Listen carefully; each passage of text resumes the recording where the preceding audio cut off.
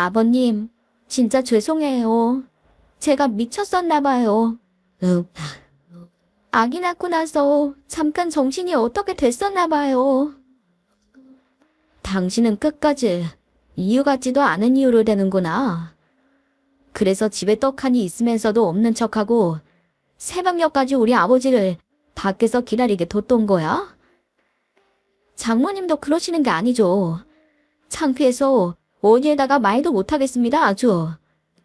사돈 어르신, 다 제 잘못입니다. 오기야 금이야 키웠더니 세상 물정을 몰라도 어쩜 이리 몰랐던지. 아시다시피 저희 딸이 사회생활을 많이 안 해봐서 그런지 너무 순수합니다. 그리고 결혼이 무슨 애들 장난도 아니고 어떻게 맺어진 인연인데요. 무슨 밧줄 자르듯이 툭 하고 끊어지겠습니까? 예? 그리고 저는 아유 그래요. 저도 그때는 실수했다는 거 진심으로 인정합니다. 세상 물정 모르고 순수해서 그랬다고 하기엔 너무 잔인하지 않나요? 혹여나 자식이 그러자고 해도 장모님께서 말리셨어야 했던 거 아닙니까?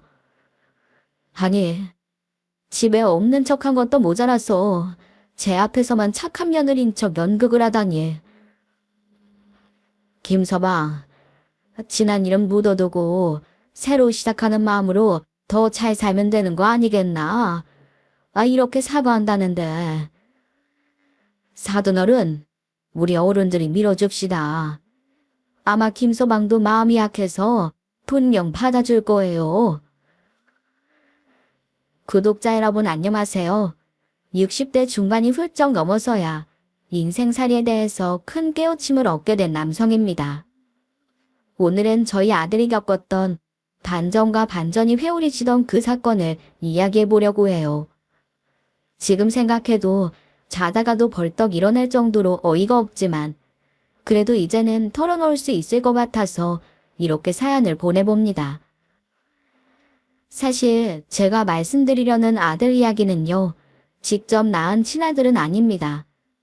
사랑했던 아내의 전 남편이 간암으로 사망하고 나서 저와 재혼을 하게 된 것이거든요. 아내가 낳아서 키우고 있던 아이가 있었던 겁니다. 그러니까 우리 아들은 제게 있어 가슴으로 낳았다라는 표현이 적절하지 않나 싶습니다.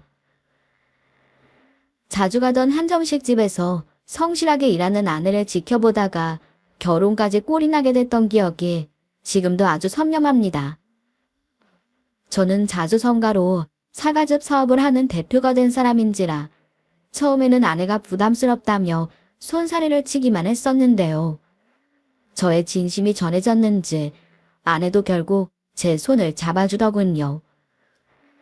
하지만 하늘도 참 무심하시다라는 말이 괜히 있는 말이 아니었습니다.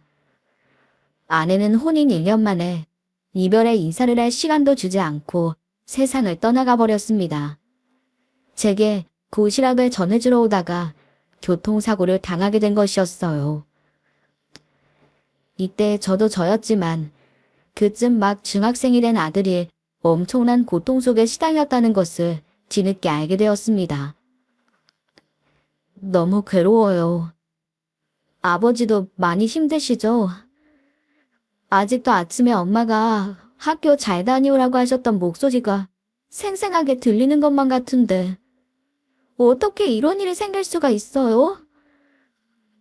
그런데 저 이제 혼자가 되는 거 맞죠? 그게 맞는 거잖아요. 그럴 수밖에 없는 거 맞죠? 정민아, 무슨 소리라는 거야? 네 엄마를 만난 그 순간부터 너도 이미 내 친아들이 된 건데. 이건 뭐 아빠 너무 서운한데? 어떻게 혼자라는 생각을. 우리 아들 이래저래 더 많이 괴로웠겠구나. 힘들겠지만 엄마는 좋은 곳으로 가셨다고 생각하면서 우리끼리는 열심히 행복하게 살아가 보자. 아빠가 평생 너의 든든한 지원군이 될 테니 걱정하지 말고. 저는 아들이 엄마의 빈자리를 느끼게 하고 싶지 않아 더더욱 노력하였습니다. 소풍날이 되면 여러 요리책을 찾아서 어설프지만 어떻게든 따라하며 제가 직접 도시락을 싸주기도 했고, 생일이면 친구들을 부르라고 해서 피자나 치킨 같은 것을 잔뜩 시켜서 파티를 열어주기도 했습니다. 그런데 어느새 2년 반 정도가 훌쩍 지나 아들이 중학교 3학년이 되었을 때였습니다. 일 때문에 한참 바빠서 아들이 잠들어서야 집에 도착하곤 했었는데요. 그날따라 함께 저녁 식사를 하려고 마주 앉았는데 저는 아들의 얼굴을 보자마자 경악을 금치 못했습니다. 정민아, 너 얼굴이 왜 그래? 네? 아, 시험 기간이 얼마 남지 않아서요. 피곤해서 그런가 좀 초췌해 보이죠? 아니, 좀 초췌한 정도가 아니라 얼굴이 노랗게 떴잖아. 그리고 얼굴은 왜 그렇게 긁었어? 잘 모르겠어요. 요새 자꾸 간지러워서 긁었더니. 안 되겠다. 이거 보통 일이 아니야. 당장 병원에 가보자. 얼른. 응급실에 찾아서 아들의 상태를 말씀드렸더니 일단 검사부터 해봐야겠다고 하시더군요. 그 시간이 얼마나 길게 느껴지던지. 별게 아니길 바라며 발을 동동 구르고 있는데 의사 선생님이 저를 향해 다가오고 계시더군요. 선생님, 검사 결과 나왔나요? 우리 아들 괜찮은 거죠? 요즘 애가 많이 피곤하다고 했는데 그것 때문인 거죠? 그리고 제 질문에 돌아오는 의사 선생님의 답변이 제발 환청이기를 아주 잠시 바랬었네요.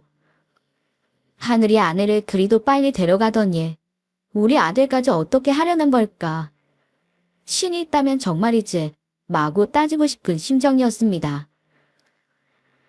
저기, 환자분 상태가 매우 심각합니다.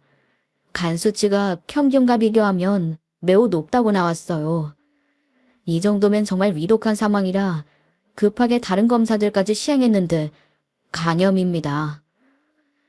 그리고 유감입니다만 이미 많이 진행이 되어서 간을 이식받는 것밖에는 방법이 없다고 보시면 됩니다.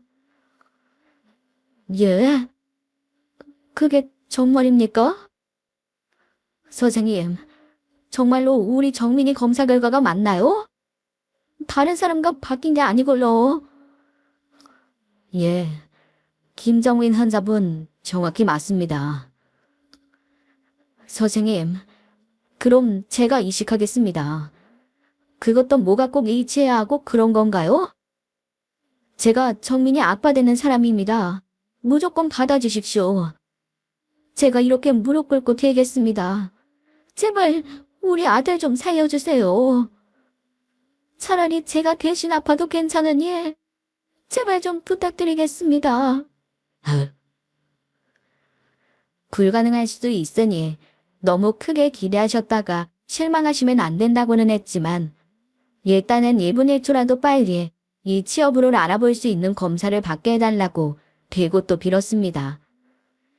그 순간만큼은 아무것도 보이지도 들리지도 않고 그저 아들이 제 곁을 떠나지 않기를 바라는 간절함밖에 없었기 때문이죠. 아버지, 나이도 있으신데 저한테 무슨 간을 이식해 주신다고 그러세요. 저만 아프면 됐지 아버지 건강까지 해치게 하고 싶지 않아요. 아버지 마음은 다 알았으니 검사 받지 마세요. 일치한다고 해도 아버지한테는 못 받아요. 아니, 안 받을래요. 저는 완강하게 말하는 아들에게 뭐라 대꾸하지 않았습니다. 제가 뭐라고 말을 해봤자 아들은 무조건 싫다고 할 것이 뻔했기에 그저 머리를 쓰다듬어주며 걱정하지 말라는 소리밖에 하지 않았네요. 그리고 당연히 검사는 받았습니다. 드디어 대망의 결과 발표 날. 누가 보면 제가 로또라도 당첨된 줄 알았을 거예요. 검사 결과 다행히도 일치한다고 나왔기 때문이었습니다. 그리고 저희 부자는 무사히 수술을 받을 수 있었고 큰 탈 없이 건강을 회복하여 일상생활에도 복귀할 수 있게 되었습니다. 그날로 아들은 제게 무조건 효도를 하겠다는 말을 밥 먹듯이 하며 공부를 정말로 열심히 하더군요.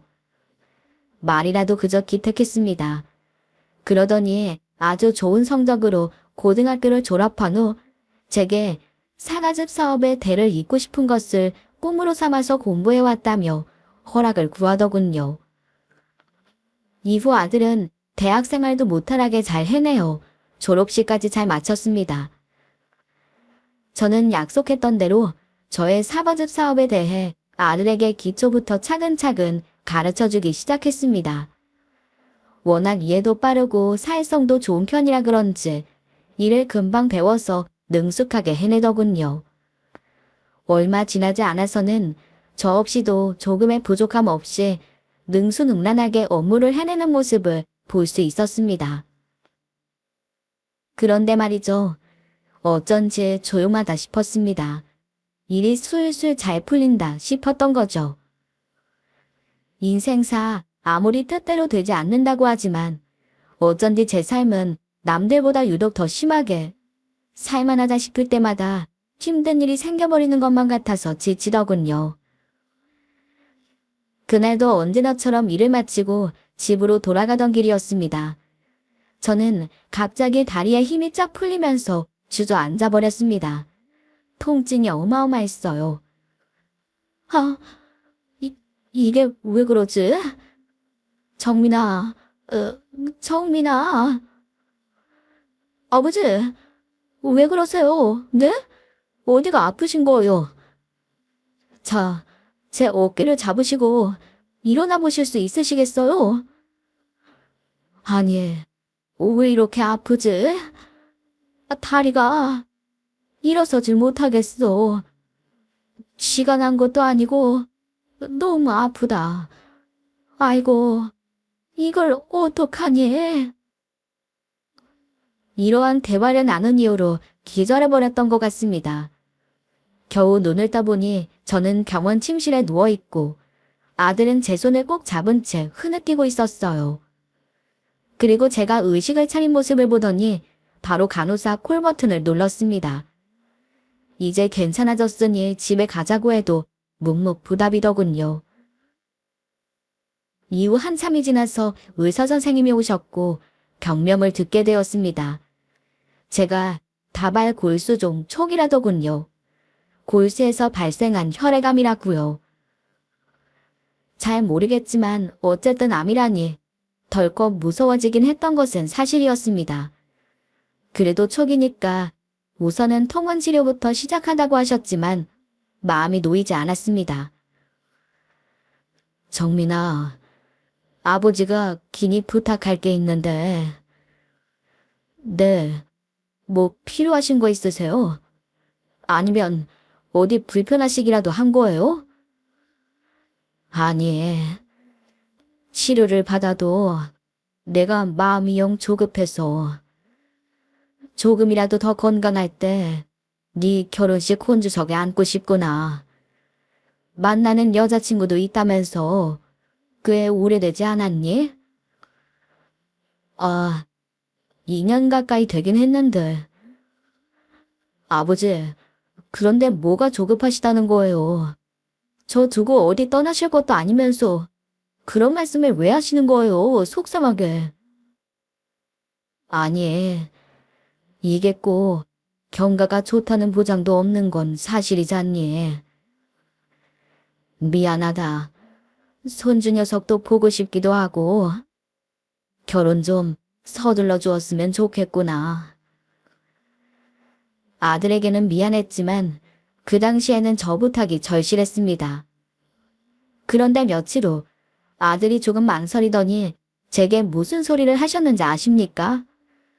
저는 정말이지 깜짝 놀라서는 다리 통증을 싹 다 잊을 뻔했습니다. 아버지, 저 결혼하겠습니다. 식장 알아보고 제일 빠르게 할 수 있는 날에 바로씩 올릴게요. 그게 정말이야. 아들, 고마워. 당황스러운 부탁일 수도 있었을 텐데 고맙다. 아니에요. 제가 더 감사드려요. 아버지가 다 그런 말씀을 할 만한 뭔가가 있었나 봅니다. 오늘 알게 된 게 있는데요. 저 아버지, 오늘부로 할아버지 되셨습니다. 그게 진짜야. 여자친구, 아니지. 새아기가 임신을 했다는 거야? 아이고, 이게 웬 경사냐. 내 소원이 한꺼번에 두 가지나 이루어지게 생겼네. 그렇게 아들 부부는 급하긴 했지만 수월하게 결혼식을 잘 올렸습니다. 다행히 며느리는 인상도 좋고 싹싹한 성격이라 더할 나위 없이 마음에 들었죠. 이후 결혼을 한 지 얼마 안 되어서 며느리는 순산하였습니다. 아버님, 정민 씨가 전화한다는 걸 제가 해요. 저 무통주사도 맞지 않고 예쁜 딸 낳았어요. 아버님 빨리 손녀 보러 오세요. 주소는 문자로 찍어드릴게요. 저는 실이 나서는 며느리가 손녀를 낳았다는 병원으로 허겁지겁 찾아갔습니다. 아이고 아가, 고생 많았다. 얼마나 힘들었어. 이제 정민이가 더 열심히 일하고 우린 며느라기랑 손녀한테 잘하는 것만 남았네. 고생은요. 다행히도 아기가 어렵지 않게 나와주어서요. 그리고 정민 씨보다 제가 더 잘할 거예요. 내조도 잘할 거고 아이도 잘 키울 거고. 그리고 아버님께도 꼭 효도할 거예요. 우리 이쁜 며느리는 어쩜 이리 이쁜 말만 골라서 하는지 참. 내가 복 받았다 복 받았어. 그리고 진작부터 말하고 싶었는데 이날 이야기하려고 내 엄청나게 참은 게 있다. 아주 대화에 끼어들 틈이 없네요 제가. 저도 너무 기뻐서 눈물까지 다 흘렸는걸요. 정민아, 나도 몸이 예전 같지 않고 너도 이제 온전한 가정을 이루었지 않니? 내가 진짜로 축하해주고 싶어서 아버지 사과즙 사업자랑 대표 자리 너한테 다 넘겨주는 것을 선물로 주려고 해. 거절할 생각하지 말고 열심히 해서 행복하게 사는 모습만 보여줘. 아버지는 그거 하나면 돼. 아버지, 감사합니다. 생각지도 못하게 너무 큰 선물을 주셔서 제가 몸둘 바를 모르겠네요. 아버지 말씀처럼 저 이제 아내도 잘 돌보고 딸도 건강하게 잘 키울게요. 세연이가 말씀드렸던 것처럼 저 역시 아버지께도 평생 효도할 거고요. 이후 아들내매는 별 이야기가 없는 걸 보니 무소식이 희소식이라고 잘 살아가고 있는 거로 생각하고 있었습니다. 며느리는 손녀를 키우느라 정신이 없을 테고 아들은 본인 사업이 되었으니 더 바쁘게 일을 하고 있을 것을 알았기 때문에 어련히 잘 살겠거니 하고 방해가 될까봐 굳이 연락도 하지 않았습니다. 심지어 사업을 더 키우겠다고 사과 농사지인 대구에다가 신혼집을 마련했으니 아들 성격에 오죽 열성을 다하고 있겠나 싶었어요. 그러던 중 사과즙 사업을 맨 처음에 시작할 때부터 지금까지 사용하고 있는 사과를 농사하시는 지인분이 돌아가셨다는 소식을 듣게 되었습니다. 그래서 그 장례식 때문에 대구에 가게 되었으니 겸사겸사 아들과 점심이라도 먹으려고 전화를 걸었습니다. 오랜만에 본 아들은 여전히 건강해 보여서 좋았습니다. 대구까지 왔으니 집에서 하루 묵고 가라는 아들의 권유에 끝까지 손사래를 쳤네요. 됐다니까. 나도 집이 편해서 그래. 그리고 괜히 갓난이 키우는 며느리 신경 쓰이게 하고 싶지도 않다. 너는 바깥에서 일하느라고 맨날 우는 애기를 보는 게 얼마나 힘든 일인지도 모르지? 한창 예민할 때니 나는 신경 쓰지 말고 세은이한테 무조건 잘해줘라. 알았지? 그런데 이날의 제 실수가 아들과 저의 가슴에 깊은 상처를 내리꽂는 전조가 되고 말았습니다. 마치 어디서도 보지 못할 반전 드라마의 서막이었던 거죠. 터미널까지 차로 데려다준 아들과 다음에 계약하며 헤어진 후 큐값을 계산하려고 할 때야 핸드폰이 없어진 것을 알아버렸습니다. 나이를 먹으니 이런 실수도 하는 건가 싶어서 얼마나 제 자신이 한심했는지 모릅니다. 핸드폰 케이스를 지갑처럼 사용해서 거기에다가 현금과 카드를 다 넣어놓았는데 아무것도 하지 못하게 되고 말았네요. 고민 끝에 터미널 직원에게 내일 당장 갚겠다는 약속을 하면서 택시비를 빌렸습니다. 고맙게도 직원은 본인 아버지가 생각난다면서 조심하시라며 얼른 빌려주더군요. 그런데 더 큰 문제는 그때부터였습니다. 아들 집에 도착해서 초인종을 눌렀는데 아무도 없는 것이었습니다. 핸드폰은 없지, 돈도 다 썼지. 오랜만에 걸었더니 다리는 아프지, 약은 안 챙겨왔지. 무작정 기다리는 수밖에 없었습니다.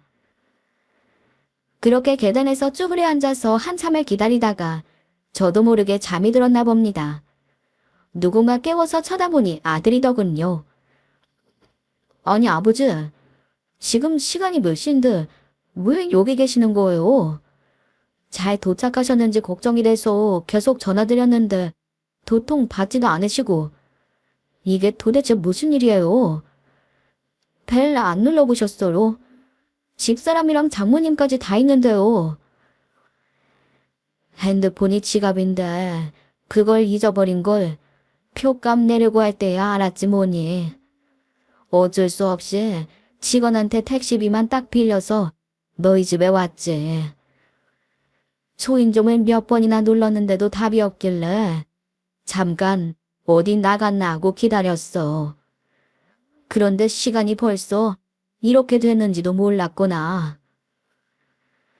이후 아들이 도어락 비밀번호를 누르고 현관문을 열어서 같이 집에 들어가게 됐는데요. 눈앞에 펼쳐져 있는 광경은 그야말로 충격 그 자체였습니다. 며느리와 안사돈이 눈이 휘둥그레져서는 아들과 저를 쳐다보고 있더군요.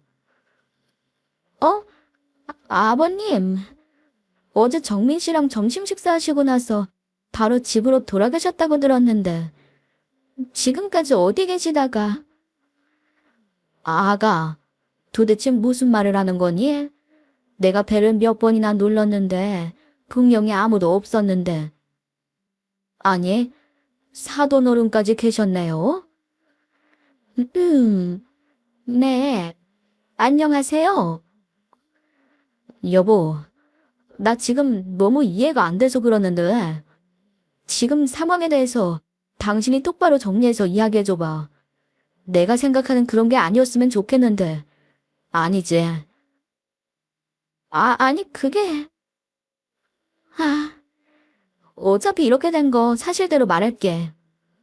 저 아버님, 지금 보시는 것처럼 집에 저희 친정엄마가 먼저 오셨어서 어쩔 수가 없었어요. 아버님이 갑자기 그렇게 다시 오셔서 당황스럽기도 했고요. 솔직히 두 분이 한 집에 있으시면 얼마나 불편하겠어요. 그리고 우리 지아가 원체 낯을 많이 가리고 예민한 편이라서 아버님 오시면 계속 울고 힘들어할 게 뻔한데 어떻게 문을 열어드려요. 아니, 그럼 그렇다고 말을 해주기나 하지 그랬니? 나는 잠깐 외출한 줄 알고 계단에 앉아서 기다리다가 깜빡 잠이 들었나 보구나. 당신, 지금 그걸 이유라고 말한 거야? 말이 된다고 생각해. 아버지가 먼저 계셨고 장모님이 나중에 갑자기 오셨어도 똑같이 행동했을 거야. 그리고 지아가 낯을 가리고 예민해서. 그래, 그렇다고 치자. 그럼 장모님은 왜 문을 열어드렸어? 당신 말대로라면 장모님도 돌려보내드렸어야지. 안 그래? 김서방, 자네가 하는 말이 더 어이가 없네. 돌려보냈어야 한다니. 자네 지금 나 무시하는 건가? 며느리 입장에서는 당연히 시아버지보다 친정엄마가 편하지 않겠나. 그리고 내가 먼저 와 있었는데 말도 없이 막무가내로 찾아오신 손님을 좋다고 반기는 사람이 몇이나 되겠어. 무슨 강아지도 아니고 나 원참. 그렇다고 없는 척을 해요. 혹여나 세은이가 그러자고 했어도 어머님이 그러면 안 된다고 가르치고 혼내셨어야죠. 어떻게 똑같이 숨어 계실 수가 있냐고요. 정말 실망입니다. 정민 씨, 어떻게 우리 엄마한테 그런 말을 할 수가 있어? 말이 너무 심하잖아. 그리고 지아가 엄마한테는 나 난간이거든. 그런데 아버님은 그게 아니잖아. 그렇다고 집에 당신이 있지도 않았고 대체 뭐가 그렇게 화가 나서 그래? 말이 심하다고. 아, 답답해라. 당최 네가 한 행동이 심하다는 생각은 왜 못하는 거야? 내가 충분히 알아듣게 설명한 것 같은데 그래도 이해가 안 돼. 그리고 아버님은 택시비를 빌리실 수 있으셨으면 숙박업소에서 주무셨어야지. 어떻게 몸도 성치 않으신 분이 면역력도 없는 아이가 있는 집에 오실 생각을 하신 건지. 그러다가 우리 지아한테 뭔 병이라도 옮기면 어쩌시려고. 아, 터미널 주변만 봐도 숙박업소가 얼마나 많은데. 안 그래?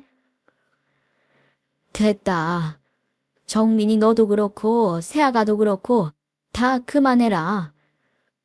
그래, 내가 갑자기 찾아온 게 죄였다고 치자. 이러다가 치아 깨겠다. 응? 내가 얼른 가봐야지 안 되겠구나.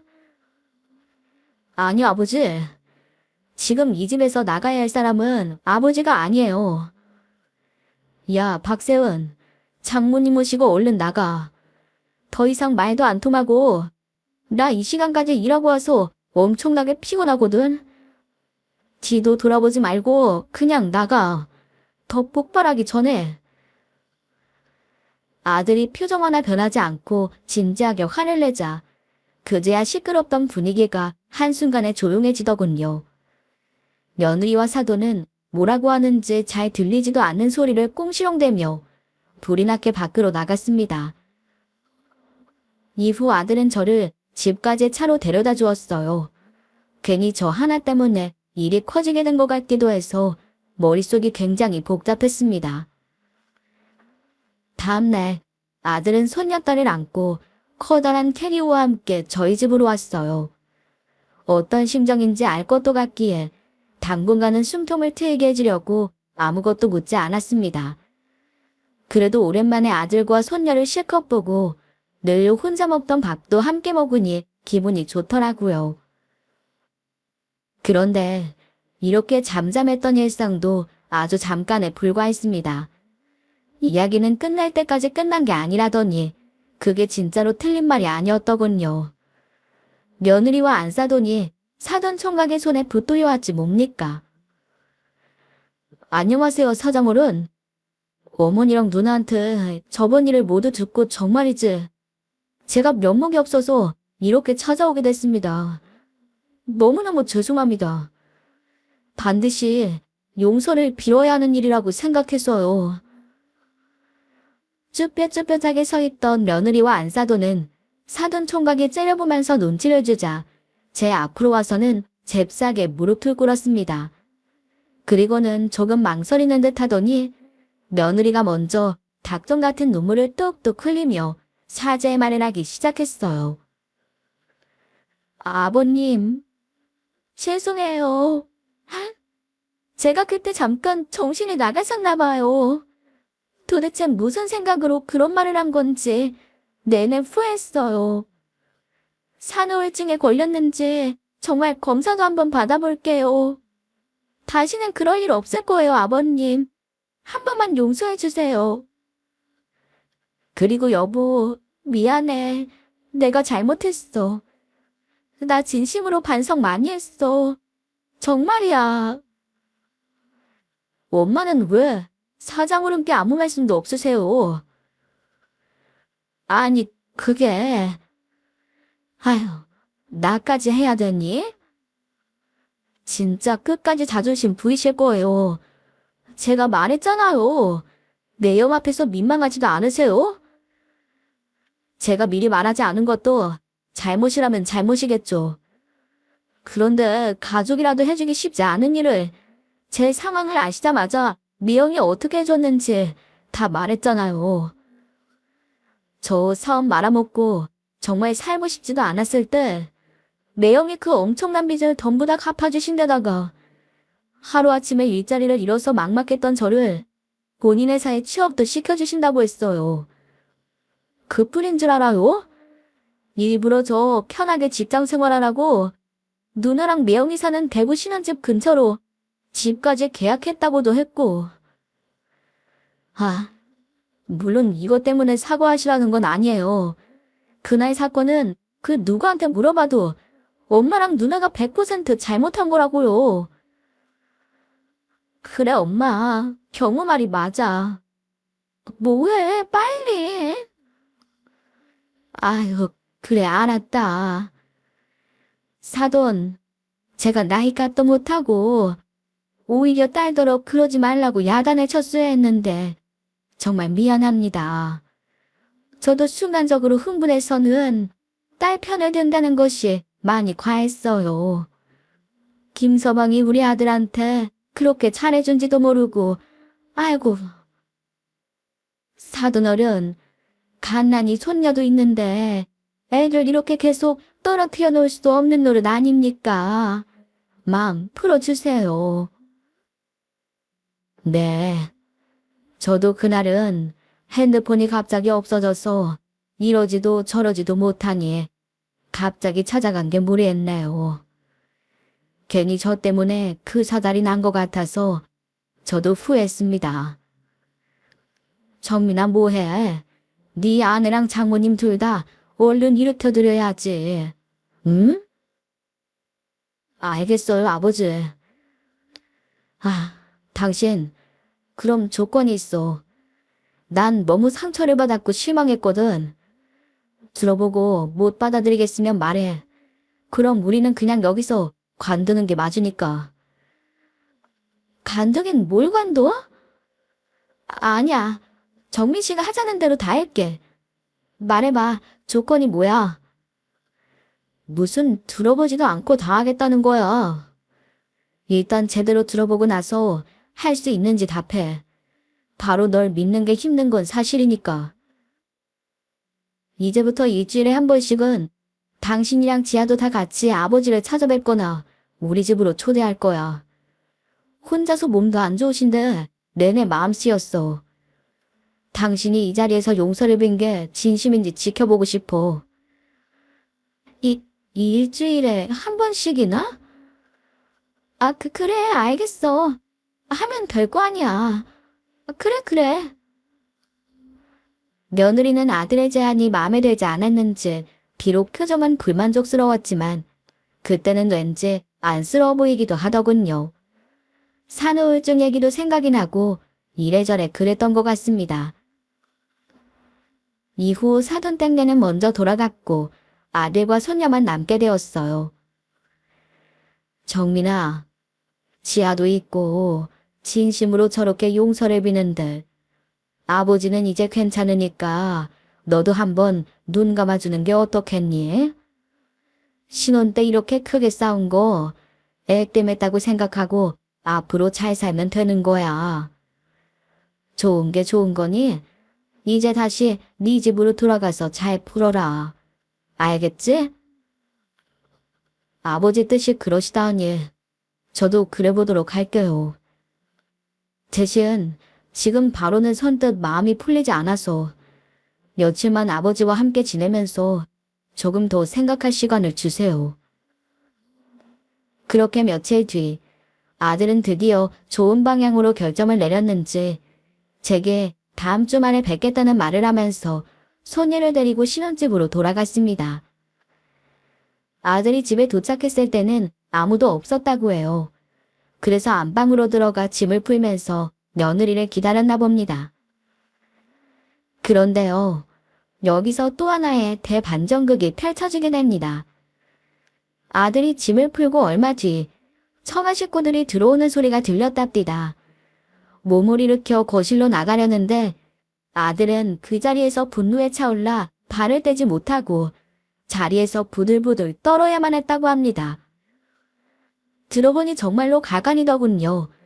앞에서 일어났던 사건을 아주 사소한 일로 만들어버릴 만큼이요. 이 모든 건 바로 며느리의 첫마디에서 비롯되었다고 해요. 아, 진짜 생각할수록 짜증나. 그 인간은 아무리 그래도 무슨 그런 조건들을 내세워. 더럽고 치사해서. 엄마, 나 이제 어떡해. 내가 왜 제가 빌린 돈 때문에 비비 겨야 하는데. 너무 억울해. 억울하다고? 과연 누나가 매형보다 억울할까? 진짜 누나가 그런 말을 할 입장이 된다고 생각하는 거야? 지나가던 사람들이 알면 박장대소하겠다. 그리고 솔직히 누나가 매형이랑 결혼한 게 누구 덕분인데 어디서 나한테까지 짜증이야. 뭐? 그럼 누구 덕분인데? 네가 뭐 우리 결혼을 발벗고 도와라도 줬니? 참나, 지가 무슨 대단한 영웅이라도 되는 것처럼 얘기하고 있네. 사업망에서 망신살이나 뻗치게 만든 주제에. 당연히 내 덕분이지. 내가 가만히 있어줬잖아. 누나 때문에 나까지 죄인 된 것 같아서 나야말로 어디 가서 말도 못해. 그거야말로 진짜 망신살이니까.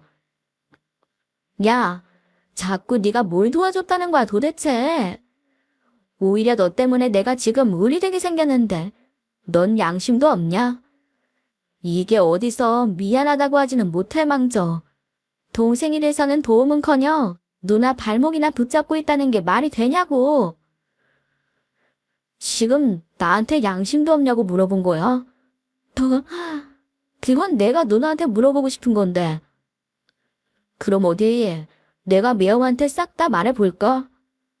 매형이 그렇게도 애지중지하는 누나 딸이 사실은 매형 딸이 아니라고. 이 말을 전해도 누나가 지난번처럼 무릎 꿇고 미안한 척 연기하면 과연 그때도 사발 받아줄까? 시끄러워. 너희 둘 다 조용히 안 해? 남말은 새가 듣고 반말은 쥐가 듣는다는 말도 못 들어봤니? 너희 둘 다 그만해. 엄마는 아직도 무릎 꿇으면서 빌었던 걸 생각하면 열이 받아서 잠도 안 와. 하여튼 간에 자식 새끼 키워봤자 다 소용없다더니 딱 너희가 지금 그 본보기가 아니면 뭐겠니? 저는 왜요? 누나랑 똑같은 사람으로 묶이기 싫으니까 그런 말씀은 하지 마세요. 아무튼 아들, 지금 그게 중요한 게 아니야. 부잣집에 시집간다고 좋아했는데 아직 뭐 하나 뜯어낸 것도 없잖아. 세연이 너는 왜 하필 결혼 전에 그런 실수를 해서는 기껏 안 들키고 결혼해서 다행이다 싶었더니 아유. 일단 당분간은 절대로 억울한 티 내지 말고 무조건 착한 척 연기 잘해. 그 때문에 너는 눈물도 바로바로 잘 나오더구만. 우리 딸 잘할 수 있지? 아니, 이게 말이나 되는 소리입니까?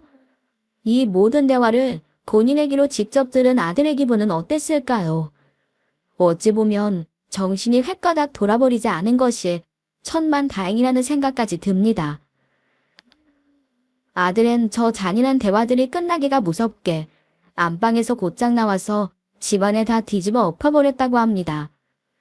지금까지 자신의 핏줄인 줄로만 알았던 아이가 다른 남자의 시인 것을 가족이 모두 작정하고 속여서 결혼시켰다는 걸 알게 됐으니 누구라도 그러지 않겠습니까?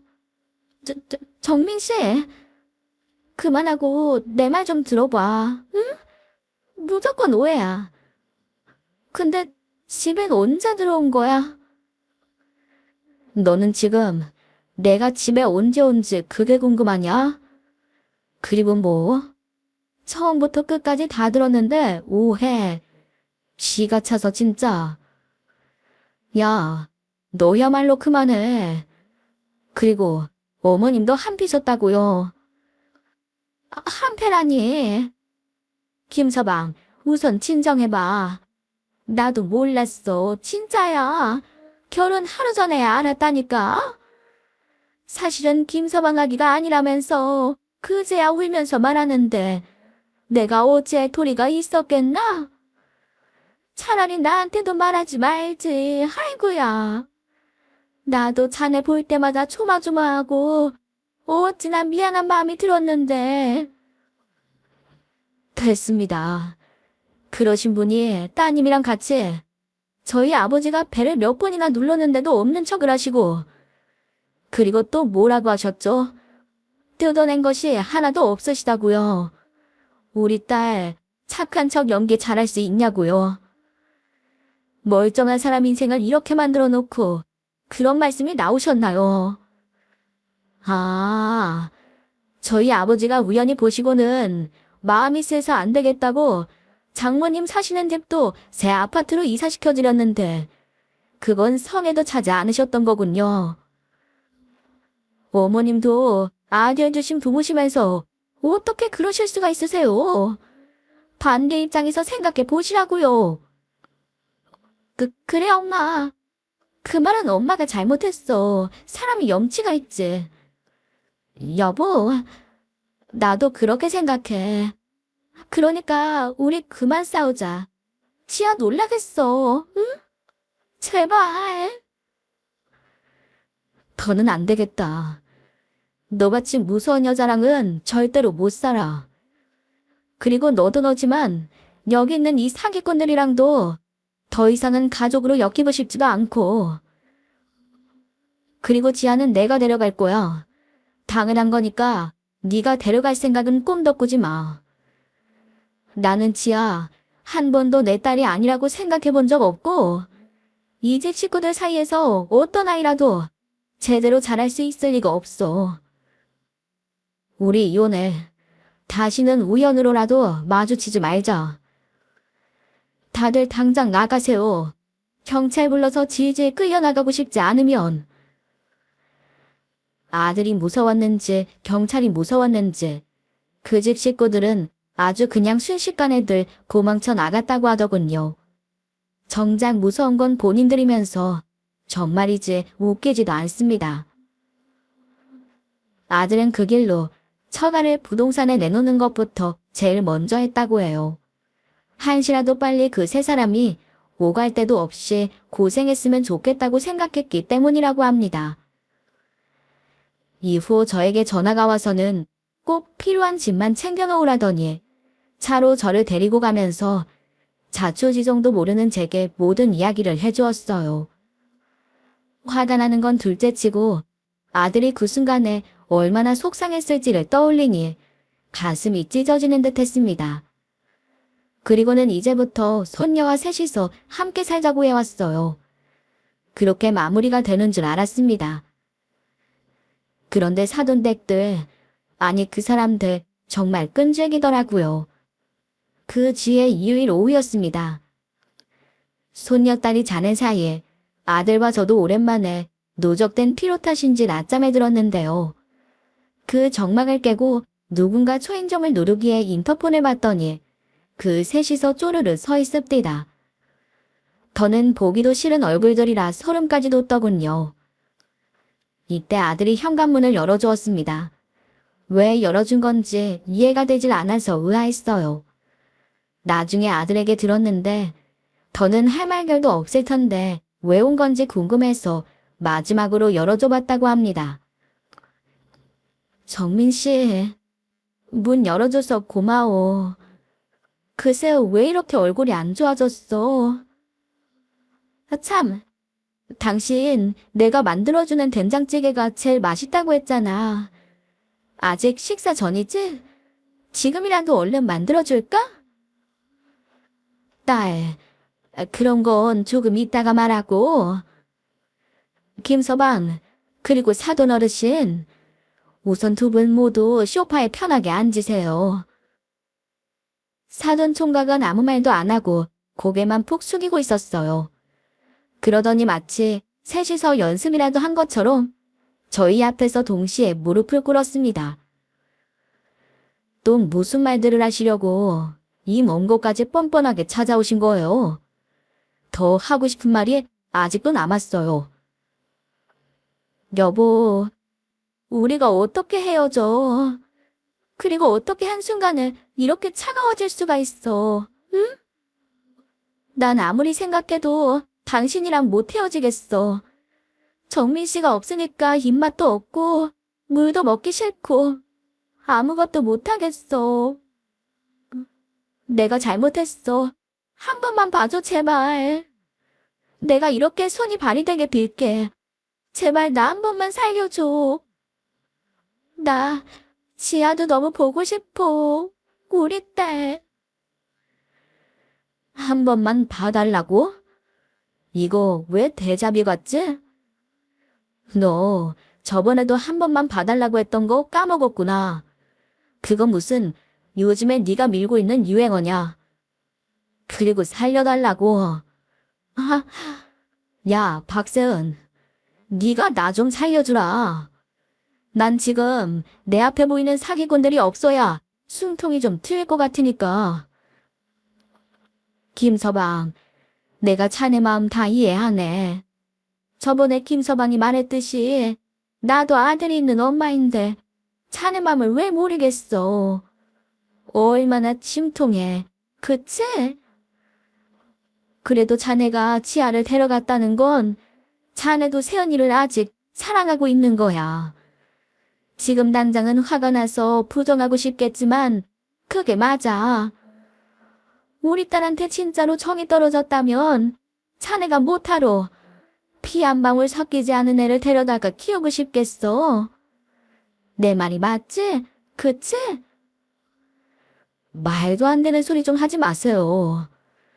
우리 지아, 제가 낳진 않았어도 정성과 사랑으로 키웠습니다.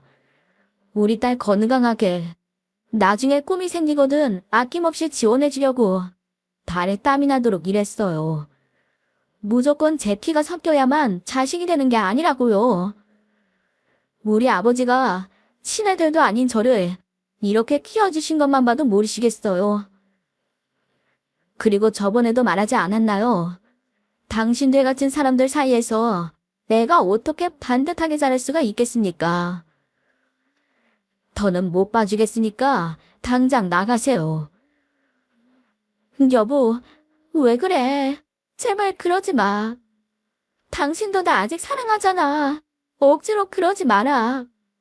이래놓고 막상 후회할 거면서, 응?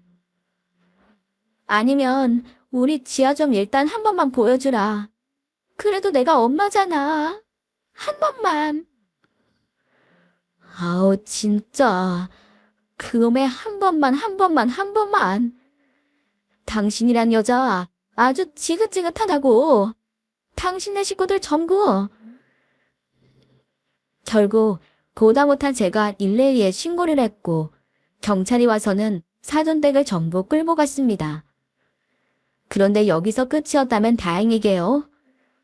이제 여러분들도 슬슬 그 사기꾼 가족이 얼마나 지긋지긋한 사람들인지 감이 좀 오시나요? 며칠 후 며느리가 아들에게 전화를 해서는 이혼에 동의해준다면서 엄청난 이자료를 요구했습니다. 그런데 그 이유가 더 어이없더군요. 먼저 이혼을 하자고 했으니 아들이 유책 배우자라고요. 그러면서 심지어 손녀딸도 내놓으라고 하대요. 자기가 10달 품어서 낳았는데 억울해서 안 되겠다고요. 승승장구하는 사과즙 사업을 이끄는 대표자인 아들이 돈이 없겠습니까? 일부러 이혼계에서도 유명하다고 소문난 변호사를 선임하여 엄청난 승소를 거두었습니다. 오히려 며느리가 고액의 정신적 피해 보상금을 지급하게 됐고 양육권은 당연히 아들이 소유하게 되었죠. 그렇게 서너 달 정도가 흘렀을 겁니다. 아들과 저는 손녀를 데리고 여행도 가고 가끔은 차 한잔을 놓곤 밤이 새도록 의미 없는 수다를 떨기도 하며 하루하루를 상처를 잊어가기 위해서 웃는 연습을 하며 보냈어요. 그런데요, 더 막장의 반전은 아직까지도 끝나지 않았던 겁니다. 하루는 아들이 일하는 회사로 전 며느리가 찾아왔다고 해요. 이번엔 또 뭐야? 다 끝났는데 여기까지 왜 또 온 거냐고? 너 일부러 그러는 거냐? 진짜 어지간히 해라. 나 바빠. 빨리 나가. 정민 씨, 내가 뭘 일부러 그런다는 거야. 아니야. 나 정말 당신이 진짜 너무 보고 싶어서 왔어. 알고 보니까 정민 씨가 나 몰래 우리 엄마한테 한 달에 200만 원 넘게 용돈까지 줬었다며? 난 그것도 모르고 진짜 고생 많았겠다, 당신. 어떻게 엄마는 나 몰래 정민 씨한테 그 큰 용돈까지 달라고 하고. 내가 엄청 뭐라고 했어. 잘했지? 이제부터 엄마한테 아무것도 안 해줘도 돼. 당신이 연이라도 끊으라고 하면 그럴게. 대신은 엄마가 나한테 먼저 한 거니까 나는 상관없어. 그러니까 우리 다시 합치자, 응? 지아를 봐서라도 제발. 또 경찰들한테 끌려가고 싶구나. 너란 여자 진짜 지겹다. 이제는 네가 하는 말에 맞장구 쳐주는 것도 힘들어서 못 해먹겠어. 결국 그제야 포기한 건지 며느리는 울면서 알겠다고 생각이 바뀌거든 언제든지 다시 연락해달라면서 돌아갔다고 합니다. 코미디가 따로 없어요. 심지어 며칠 뒤에는 전 안사동까지도 아들 회사로 찾아왔다고 하더군요. 아니, 지금 번갈아 가면서 뭐 하시는 거예요? 제가 그 사람한테도 며칠 전에 똑똑히 다 말했습니다. 그러니까 이제 제발 그만 좀 하세요. 뭐? 세연이도 왔다 갔었어? 나는 모른다. 그놈의 기집애 자네한테 용돈 받은 거 알고는 펄펄 뛰면서 나 때문에 이혼당했다고 소리소리 지르더니 연락도 안 돼. 나도 그런 딸 필요 없다. 나는 사실 김서방 자네 아들이라 생각했어. 세연이 걔는 내가 생각해도 너무 못됐어. 어디서 칠 거짓말이 없어서. 아이고, 나도 이제 걔는 무서워서 싫다. 결론만 말씀하세요.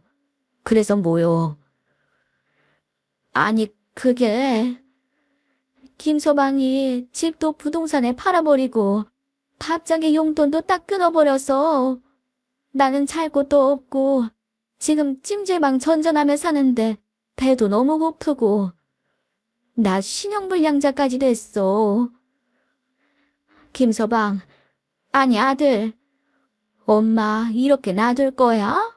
응? 지금 바로 안 나가시면 경찰 부를 거고요. 다시는 전화 우리 아버지 지아에게 둘 다 절대로 못 오게 될 거니까 시도도 잘 생각하지 마세요. 오늘 당장 이리고 뭐고 접근금지 명령 신청부터 할 거니까요. 아들의 전 장모였던 사람도 또 경찰에 끌려나가기는 싫었던 모양인지 나가면 될 거 아니냐고 큰 소리를 치며 돌아갔다고 합니다. 끊길 듯 끊기지 않던 그들과의 악연은 그날로 정리가 되었습니다. 아유, 기나긴 악몽을 꾼 것만 같았네요. 그리고 그때부터 저희 앞에는 꽃길만 펼쳐졌습니다. 사업이 더 커진 것은 아들이 그렇게도 노력했으니 당연했고 한 가지 더 좋은 소식이 있어요. 지금쯤이면 아마 잊으신 분들도 계실 텐데 제가 다발 골소종 환자였던 것 말입니다. 병원에 다니는데도 도통 호전이 되지 않고 되려 더 악화하는 듯 하더니 어느 날 제게 자가 조혈모세포 이식 공여자가 나타나서 수술을 받은 후 완치 판정을 받게 됐다는 거예요.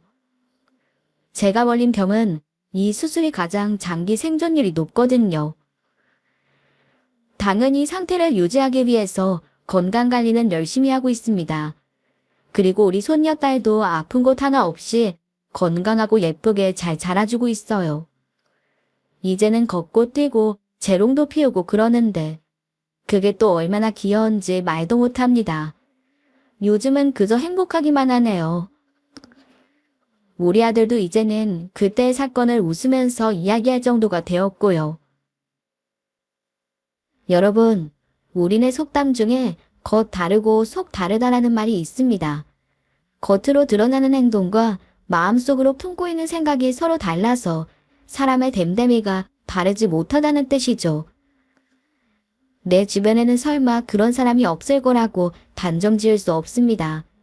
작정하고 덤벼들면 저희처럼 깜빡 속아 넘어가실 수 있으니 사람은 언제나 조심하셔야 한다는 거예요. 오늘 제 사연을 들으신 분들은 이 말을 꼭 기억하시고 여러분들은 부디 상처받는 일이 없으시기를 바랍니다. 지금까지 긴 이야기를 들어주셔서 감사합니다.